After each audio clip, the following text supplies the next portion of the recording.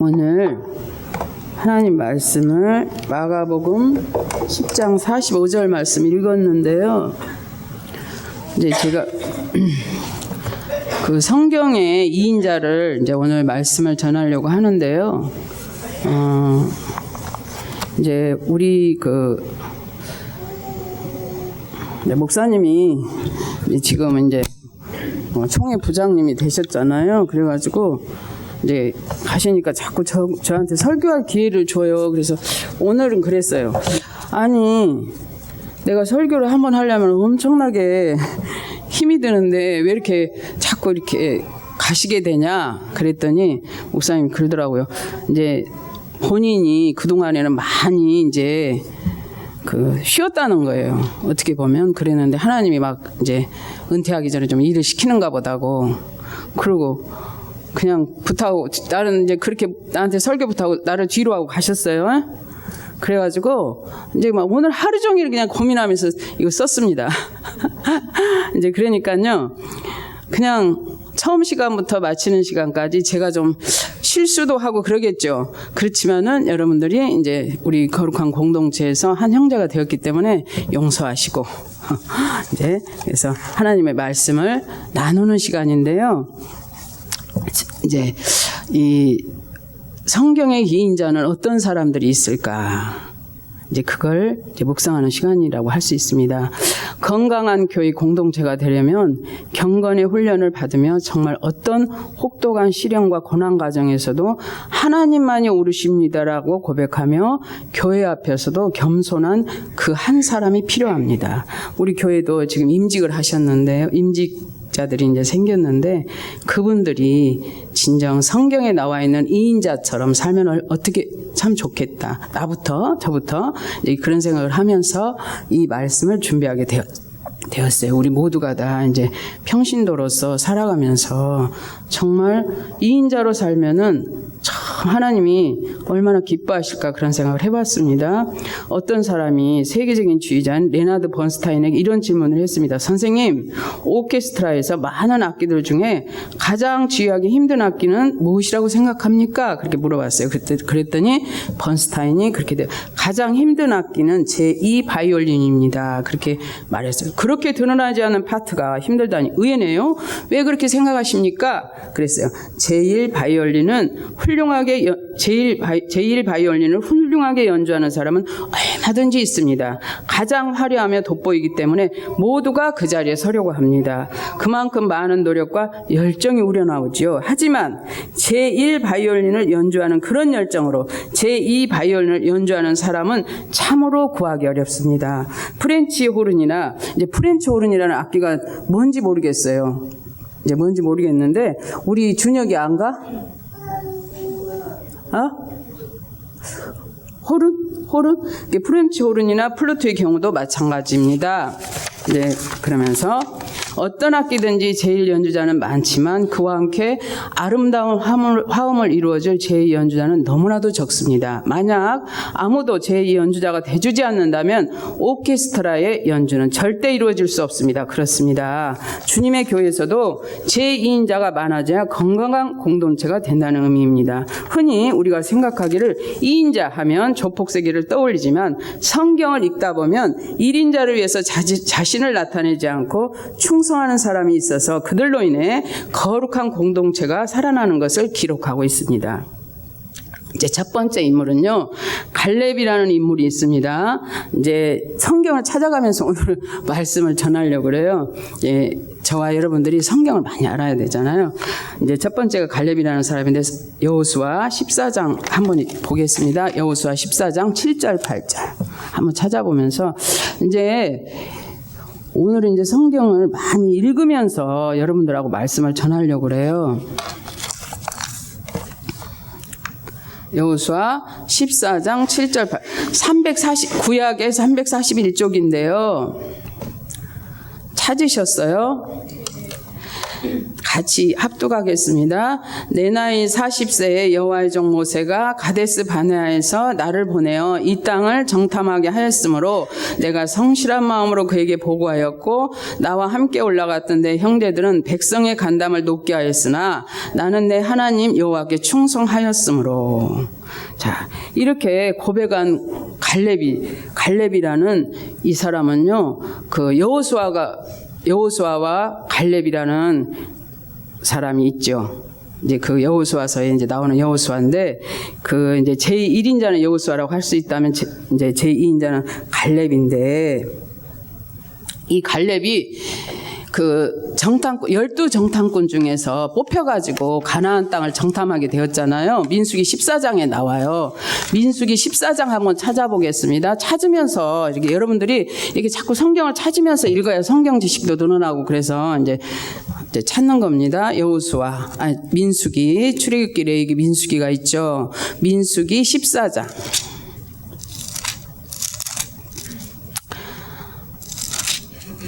자, 민수기 14장 13장 33절부터 이제 민수기 14장 3절까지만 읽을게요. 자, 함께 읽겠습니다. 217쪽이죠. 거기서 네피림 후손인 아낙 자손의 거인들을 보았나니 우리는 스스로 보기에도 메뚜기 같으니 그들이 보기에도 그와 같았을 것이니라. 온 회중이 소리를 높여 부르짖으며 백성이 밤새도록 통곡하였더라. 이스라엘 자손이 다 모세와 아론을 원망하며 온 회중이 그들에게 이르되 우리가 애굽 땅에서 죽었거나 이 광야에서 죽었으면 좋았을 것을 어찌하여 여호와가 우리를 그 땅으로 인도하여 칼에 쓰러지게 하려 하는가. 우리 처자가 사로잡히니 애굽으로 돌아가는 것이 낫지 아니하랴. 그렇게.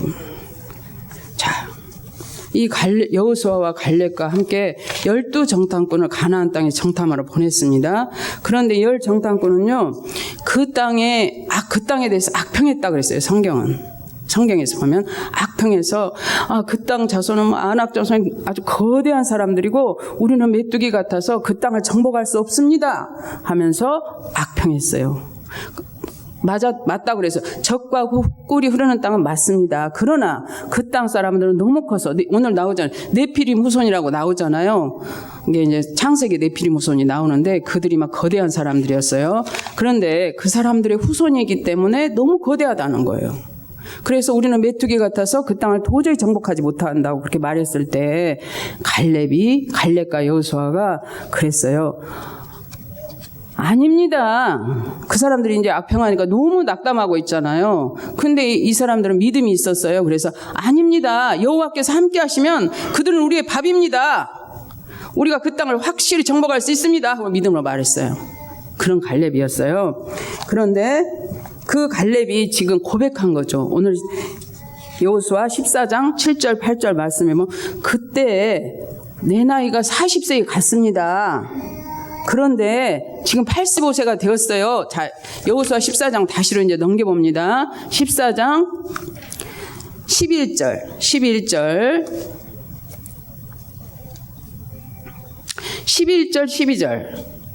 342쪽 자, 함께 읽겠습니다. 모세가 나를 보내던 날과 같이 오늘도 내가 여전히 강건하니 내 힘이 그때나 지금이나 같아서 싸움이나 추리에 감당할 수 있으니 그날에 여호와께서 말씀하신 이 산지를 지금 내게 주소서. 당신도 그날에 들으셨거니와 그곳에는 아낙 사람이 있고 그 성읍들은 크고 견고할지라도 여호와께서 나와 함께 하시면 내가 여호와께서 말씀하신 대로 그들을 쫓아내리리다 하니.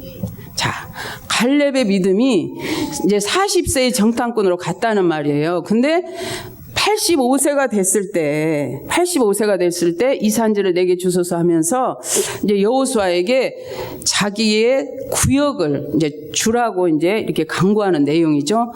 자, 이것을 우리가 이제 묵상했어요. 생각해 봅니다. 뭐냐면 갈렙은 여호수아를 1인자로 모셨어요. 그런데 45년 동안 아무 말이 없이 예만 하고 아니라함이 없이 순종했던 사람이라는 것을 볼 수가 있죠. 그래서 2인자라고 하는 거예요.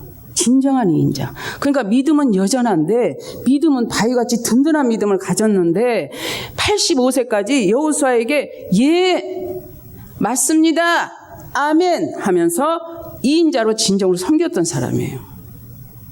그래서 여호수아와 갈렙만 가나안 땅에 들어갔다고 말씀하고 있거든요.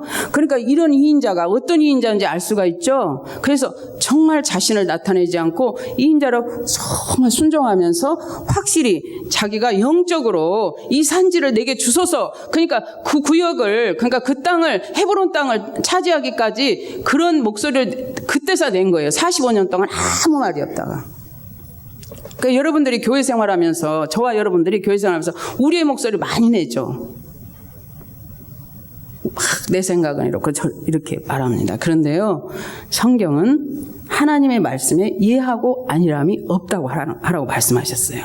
그러니까 여러분들이 하나님의 말씀을 보면서 이 여호수아에서의 갈렙을 보면서 정말 진정한 2인자는 어떤 사람일까? 하나님의 나라에 갈 때까지 하나님의 말씀에 예, 아멘입니다 하고 순종하면서 그 말씀을 지키고 사는 사람. 이해가 되시죠? 그렇게 해서 여호수아에게 순종했던 이 갈렙은 영적으로요 아주 뛰어난 믿음을 가졌어요. 그래서 내 나이 85세지만 여전히 나는 그런 강건한 믿음을 가졌습니다. 낙심하지 않았어요. 여러분 85세 생각해 보세요. 지금 나이가 60만 넘어도, 저도 이제 60대 중반 넘었잖아요. 그랬는데 힘이 없어요. 때로는 힘도 없고 입술이 막 덜덜 떨리고 어쩔 때는, 그리고 입이 너무 매워가지고 지금은 말도 막 떨려요. 막 지금 많이 떨리고 있죠. 많이 떨고 있잖아요. 그래서 이렇게 정말 나이 든 사람은 다 그러거든요. 힘도 없고. 그런데도 이 갈렙은 85세인데 여전한 믿음을 가지고 하나님의 나라에 갈 때까지 승리할 수 있는 믿음을 가진 거예요. 그래서 여호수아와 갈렙만 가나안 땅을 차지했다고 성경은 말하고 있어요. 그래서 우리가 이 땅을 살아갈 때 분명히 천국은 침노하는 자의 것이라고 했잖아요. 그러면 갈렙은 천국을 침노한 것이죠. 헤브론 땅을 차지했기 때문에. 그래서 가나안 땅에 45년 동안 정말 하나님의 말씀에 예하고 아니람 없이 묵묵히 순종한 이 갈렙을 보면서 우리는 진정한 2인자가 누군가를 알 수 있어요. 그래서 이 갈렙처럼 우리도 정말 아멘입니다. 하나님 말씀에 아멘입니다. 하나님 말씀을 지키고 살겠습니다 하면서 사는 사람이 돼야 되겠어요. 알겠습니까? 감사합니다. 자, 두 번째 이름은요. 두 번째 인물은 요나단입니다. 요나단. 다윗의 공동체는 오늘날 교회의 이상적 모델인데요. 다윗은 자신의 장인이었던 사울을 통해 지도자로서 온갖 고난과 혹독한 훈련의 과정을 거쳤어요. 사울이 정말 막 악령이 임하고 어쩔 때는 막 성령이 임해가지고 막 왔다 갔다 하면서 양신 역사를 했던지 정말 사울을 통해서 엄청난 훈련을 받았죠. 다윗이. 그런데 또 그 다윗에게는 그 혹독한 과정을 거친 다윗에게는 아주 훌륭한 일꾼들이 많았어요. 2인자들이 정말 많았어요. 그래서 그에게는 정말 충성스러운 인자가 정말 많아서 하나님의 교회를 세울 수 있고 그 다윗의 찬양단은 4,000명이나 됐잖아요. 그렇게 다윗이 교회를 세우는 이제 오늘날 이상적인 교회 모델이 되었는데요. 그 요나단은 어떤 인물이냐면요. 사울의 장자 요나단인데요. 요나단은 야곱의 12아들 중에 막내였던 베냐민 지파였어요. 사울 왕의 뒤를 이을 왕세손이었어요. 장자였으니까 왕세손이었어요. 그럼에도 불구하고 그는 다윗의 훌륭한 점을 발견한 영적인 사람이었어요. 다윗이 깡시골 출신의 목동이었지만 담대한 믿음으로 블레셋의 장수 골리앗을 물리치고 오는 모습을 보면서 그의 아버지 사울은 질투와 시기심에 불타가지고 그때부터 막 다윗을 죽이려고 막 쫓아다녔잖아요. 그런데 요나단은 반대로, 그러니까 우리가 그러잖아요.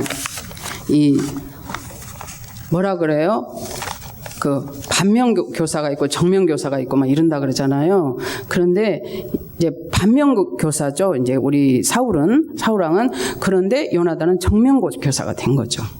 그래서 요나단은 반대로 이제 얼마나 그를 사랑했던지 친구의 사랑, 곧 필리오의 사랑으로 사랑하고 그가 나중에 왕이 될 것이라고 하면서 세워주고 지지하고 후원하는 그런 사람이었어요. 그때 당시는 블레셋과의 전투를 이스라엘이 블레셋과의 전투를 하는 전시였거든요. 요나단은 다윗 못지않게 용맹한 군인이었다는 이야기가 사무엘 14장에 나옵니다. 이제 나중에 이제 14장 한번 읽어보세요. 사무엘상. 자신의 아버지의 변덕스러움 때문에 무척 괴로워했지만 끝까지 아버지를 따라 전쟁에 나가서 길보아산에서 같이 죽음으로 효성이 지극했던 사람 중에 한 사람이었어요. 요나단은 하나님을 잘 믿는 사람은 부모에게 효도하는 본을 보이고 감으로 예수님이 십자가상에서 자신의 제자 요한에게 자기 어머니를 부탁했잖아요. 그래서 기독교는 정말 효의 종교거든요. 그러니까 본을 보인 분이 예수님이신데 그 요나단도 그렇게 그 변덕스럽고 자기를 괴롭게 했던 그 아버지를 따라서 전쟁에 나가서 끝까지 아버지와 함께 전사했어요. 그러니까 그렇게 효의 본을 보이고 간 사람 중에 한 사람이에요. 그래서 예수님의 예표라고도 할 수 있습니다. 그가 다윗을 앞세우고 자신이 이미 일찍 죽을 것을 예견하고 차기 왕이 될 다윗에게 자신의 후손을 돌봐달라고 부탁하는 장면이 나오는데요. 아버지 사울이 다윗을 너무 괴롭게 하고 죽이려고 하니까 요나단이 얼마나 다윗을 변호하는지 몰라요. 사무엘상 19장 1절부터 한번 찾아봅니다. 사무엘상 19장 1절부터 7절까지 이제 요나단이 다윗을 변호하는 것이 얼마나 간절하고, 자, 사무엘상 19장 1절, 7절, 441쪽에 있습니다. 함께 합독해서 읽겠습니다. 사울이 그의 아들 요나단과 그의 모든 신하에게 다윗을 죽이라 말하였더니 사울의 아들 요나단이 다윗을 심히 좋아하므로 그가 다윗에게 말하여 이르되 내 아버지 사울이 너를 죽이기를 꾀하시느니라. 그러므로 이제 청하노니 아침에 조심하여 은밀한 곳에 숨어 있으라. 내가 나가서 네가 들이 있는 들에서 내 아버지 곁에 서서 내 일을 내 아버지와 말하다가 무엇을 보면 네게 알려주리라 하고 요나단이 그의 아버지 사울에게 다윗을 칭찬하여 이르되 원하건대 왕은 신하 다윗에게 범죄하지 마옵소서. 그는 왕께 득죄하지 아니하였고 그가 왕께 행한 일은 심히 선함이니이다. 그가 자기 생명을 아끼지 아니하고 블레셋 사람을 죽였고 여호와께서는 온 이스라엘을 위하여 큰 구원을 이루셨으므로 왕이 이를 보고 기뻐하셨거늘 어찌 까닭없이 다윗을 죽여 무죄한 피를 흘려 범죄하려 하시나이까. 사울이 요나단의 말을 듣고 맹세하되 여호와께서 살아계심을 두고 맹세하거니와 그가 죽임을 당하지 아니하리라. 요나단이 다윗을 불러 그 모든 일을 그에게 알리고 요나단이 그를 사울에게로 인도하니 그가 사울 앞에 전과 같이 있었더라. 자, 요나단이 사울이 그렇게 다윗을 괴롭히고 죽이려고 하니까 얼마나 변호하든지 성령이 충만했던 사람이라고 할 수가 있어요. 정말 다윗의 그 훌륭한 점을 발견하고 자기가 왕이 된다는 그 질투, 왕이 분명히 될 사람이거든요. 근데 절대 질투하지 않고 성령은 어떤 분인가요? 우리를 도와주고 변호하신 분이라고 그랬거든요. 그래서 성령이 충만했던 사람이었던 것 같아요. 그래서 다윗을 막 그렇게 변호합니다. 그러니까 아버지 사울이 다윗을 너무 괴롭게 하고 죽이려고 하니까 요나단이 얼마나 변호하는지 이 장면을 보면 알 수 있잖아요. 그런데 요나단은 평생 다윗을 세우면서 그 길로 정말 다윗을 평생을 사랑하다가 길보아 전투에서 아버지와 함께 죽지만 그의 자녀 모비보셋이 살아 있었어요. 그의 후손이 있었어요. 요나단의 후손이. 그래서 이제 이 사무엘상 이왕 찾았으니까 20장 33절 말씀 한번 이제 42절 말씀 읽고 한번 또 생각해 봅시다. 20장 42절. 요나단이 다윗에게 이르되 평안히 가라. 우리 두 사람이 여호와의 이름으로 맹세하여 이르기를 여호와께서 영원히 나와 너 사이에 계시고 내 자손과 네 자손 사이에 계시리라 하였느니라 하니 다윗은 일어나 떠나고 요나단은 성으로 들어가니라. 자, 여기서 다윗과 헤어지면서 요나단이 자기 후손들을 부탁하는 장면이 나오죠. 그런데 그 요나단의 후손이 무비보셋이 있었거든요. 근데 무비보셋은요 정말 환경이 그를 겸손하게 만든 사람 중에 하나였어요. 우리가 환경 때문에 겸손해지는 경우가 참 있거든요.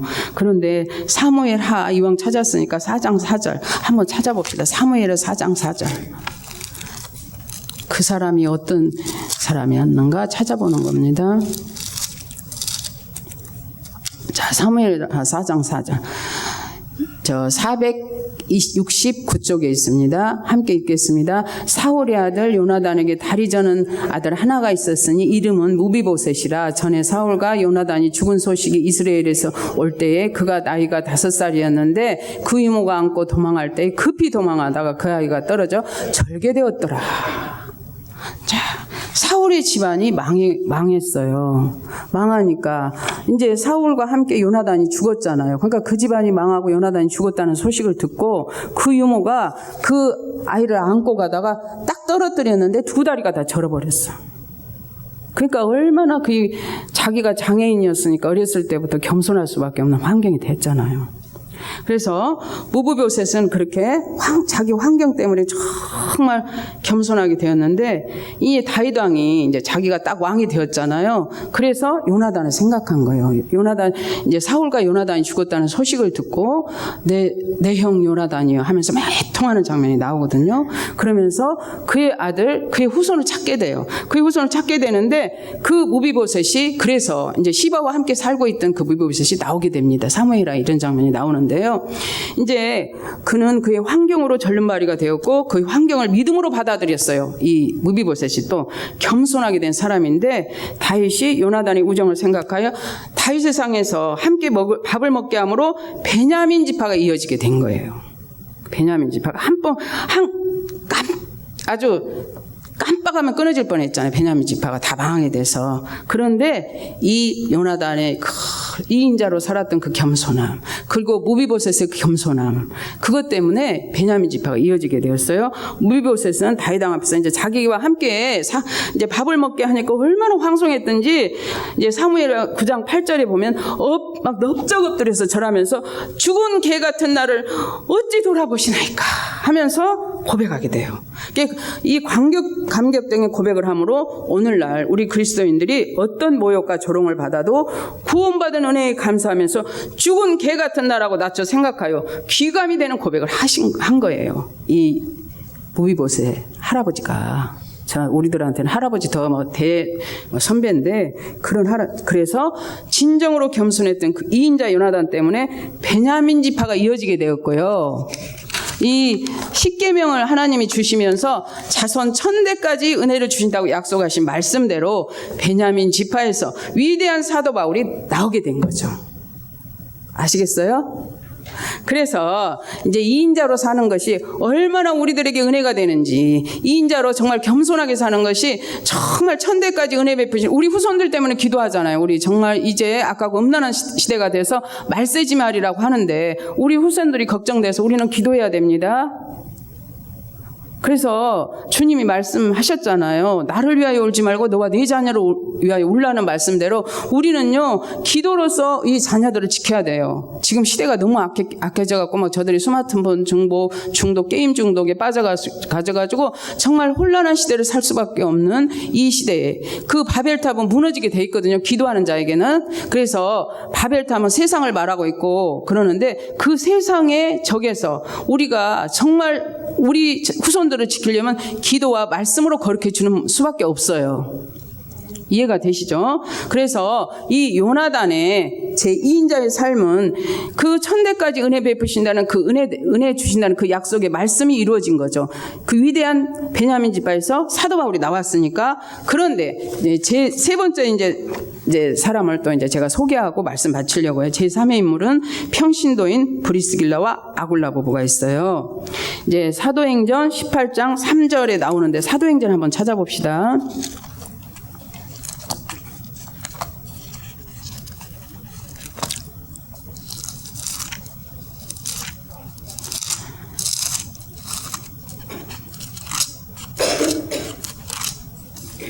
자, 사도행전 18장 1절부터 3절까지 또 읽어보시고, 이제 또 24절부터 이제 28절까지 한번 읽어보고, 이제 한번 이제 잠깐 묵상하고 말씀 마칠게요.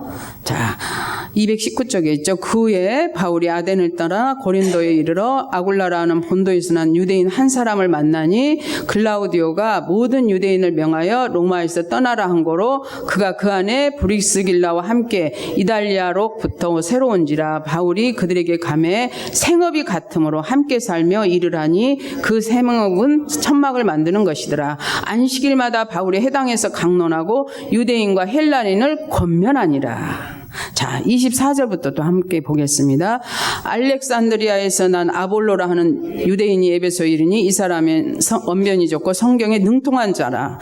그가 일찍이 주의 도를 배워 열심으로 예수에 가는 것을 자세히 말하며 가르치나 요한의 세례만 알따름이라. 그가 해당에 있어서 단대히 말하기 시작하거늘 브리스길라와 아글라가 듣고 데려다가 하나님의 도를 더 정확하게 풀어 이르되라. 아볼로가 아가야로 건너가고자 하므로 형제들이 그를 격려하며 제자들에게 편지를 써 영접하라 하였더니 그가 가며 믿는 자들에게 많은 유익을 주니 이는 성경으로서 예수는 그리스도라고 증언하여 공중 앞에서 힘있게 유대인의 말을 이기미르라. 자, 브리스길라와 아굴라 부부는 평신도였어요. 평신도였는데요. 이 기록된 말씀으로 보면은요. 이 브리스길라가 여자예요. 브리스길라가 아내예요. 그래서 이제 브리스길라와 아굴라 부부를 항상 말할 때 사도 바울이 브리스길라를 앞장서서 말한 거 보면은 브리스길라의 믿음이 훨씬 좋았던 것 같아요. 오늘날도 여자들의 믿음이 더 좋잖아요. 그렇죠?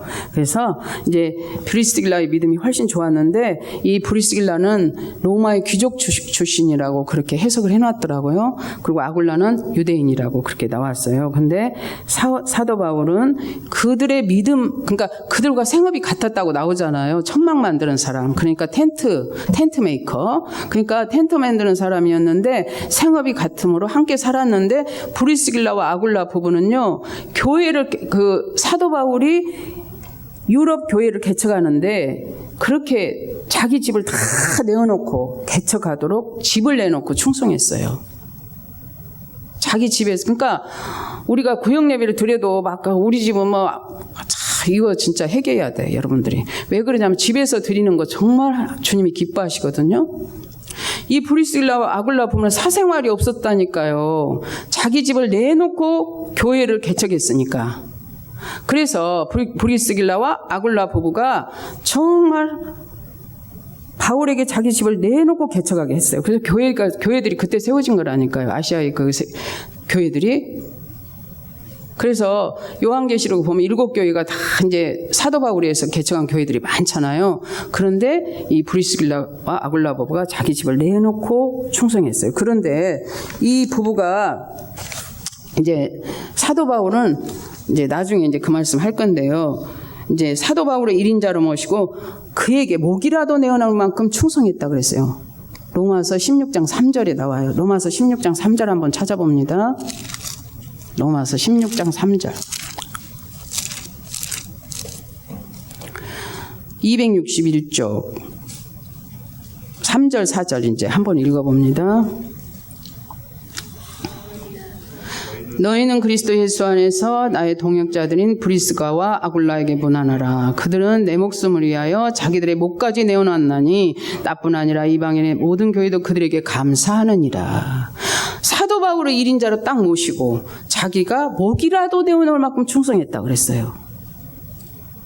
그런데 그들이 하나님의 말씀을 얼마나 잘 알았던지 아까 이제 사도행전 18장에 보면 아볼로라는 사람이 있었다고 그랬거든요. 근데 성경에 언변이 뛰어나다는 건 입담이 좋다는 거죠. 막 하나님 말씀을 잘하고 말도 잘하고 그런 사람이었잖아요. 그리고 성경이 아주 능통해서 하나님의 말씀을 잘 가르치는 성경학자였어요.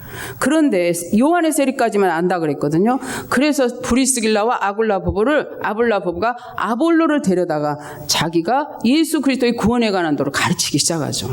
그러니까 브리스길라와 아굴라 부부는 사도 바울에게 아주 목이라도 내어놓을 건 충성했던 사람은 성경을 알았기 때문에, 성경 지식이 있었기 때문에. 성경을 알면 여러분들이 충성할 수밖에 없어요. 그래서 성경을 읽고 듣고 지키라고 말씀하신 거죠.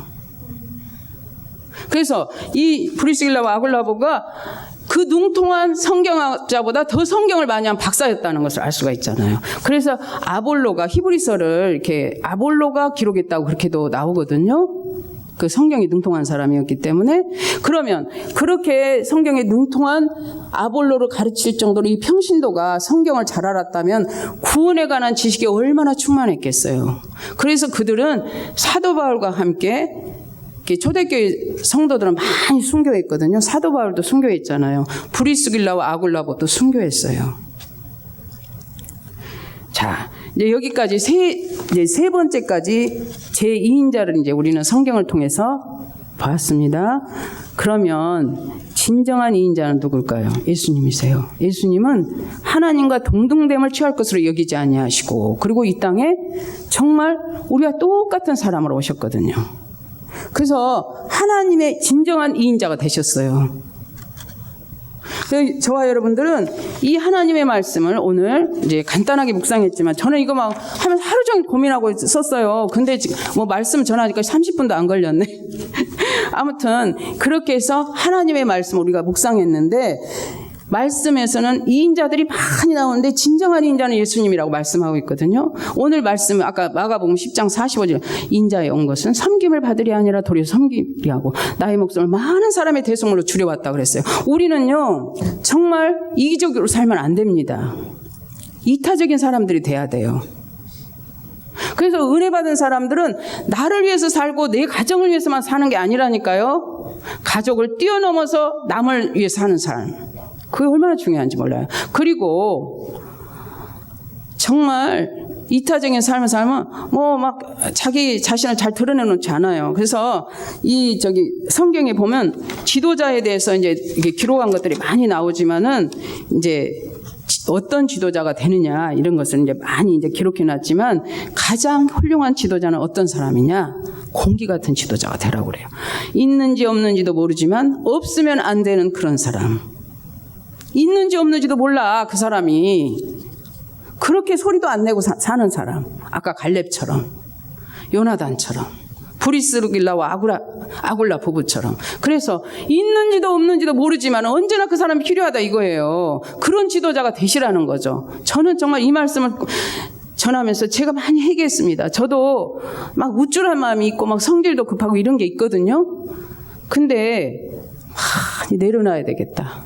잘난 척 하지 않아야 되겠다. 어디 가서도 선생이 되지 말라고 했으니까 정말 아는 척 안 해야 되겠다.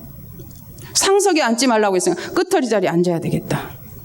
막 성경대로 살아야 되겠다는 생각을 너무 많이 합니다. 그래서 저와 여러분들은 이 하나님의 말씀이 일하시는 걸 보시라는 거예요. 말씀이, 목사님 그렇게 말씀 잘하시잖아요. 말씀이 일하시도록 하셔야 돼요. 내가 없고 말씀만 높이는 사람. 이해가 되시죠? 그래서 하나님 앞에서 우리가 진정한 2인자는 어떤 분인가를 이제 묵상을 했어요. 그래서 이제 히브리서 3장 1절에 보면, 함께 하늘의 부르심을 입은 거룩한 형제들아, 우리의 믿는 도리여 사도시며 대제사장이신 예수를 깊이 생각하라, 그런 말씀이 있는데, 어떤 곳에 가든지 어떤 환경에서도 예수님만 생각하시는, 이럴 때 예수님은 어떻게 하실까? 이럴 때 예수님 어떻게 하셨을까? 그렇게 생각하고 묵상하시는 저와 여러분들이 되어서 그 묵상하고 예수님처럼 살아서 정말 하나님의 영광을 드러내는 저와 여러분이 되십시다. 기도하겠습니다. 하나님 감사합니다. 하나님의 말씀을 전했습니다. 그리고 하나님의 말씀을 받았습니다. 말씀을 전하는 저도 이 말씀대로 살지 못할 때가 얼마나 많았는지 주님 예수의 피로 정결케 주시옵소서. 정말 우리는 자격도 없는 사람입니다. 얼마나 100% 죄인인지 하나님 앞에서 감히 한마디도 할 수 없는 죄인입니다. 무비보셋처럼 죽은 개 같은 나를 어찌 돌아보셨나이까 하면서 주님 앞에 고백할 수밖에 없는 죄인입니다. 주님, 죽은 개 같은 나, 어떻게 해서 하나님께서 나 같은 죄인을 살려주시고 구원해 주시고 택하여 주셔서 영원한 나라를 들어가게 하시는지요. 갚을 길 없는 은혜를 우리는 받았습니다. 주님, 이 갚을 길 없는 은혜를 받은 자로서 무슨 일을 할 때나 나 자신을 나타내지 않고 겸손하게 주님을 섬기면서 공동체를 살려나가고, 가정 공동체, 교회 공동체를 살려나가는, 그래서 또 가정과 교회를 뛰어넘어서 세계를 살려나가는 그 한 사람이 될 수 있도록 도와주시옵소서. 지금 목사님은 멀리 출타했습니다. 그곳에서도 주님 함께 동행해 주세요. 오시는 발걸음까지 지켜주세요. 하나님께서 함께 하심을 믿고 감사드립니다. 우리 은혜교회 정말 이인자가 많아져서 하나님의 공동체를 살리고 가정 공동체를 살리며 지역을 살리는 하나님의 사람들이 될 수 있도록 도와주시옵소서. 감사드리며 예수 그리스도 이름 받들어 감사 기도하옵나이다. 아멘.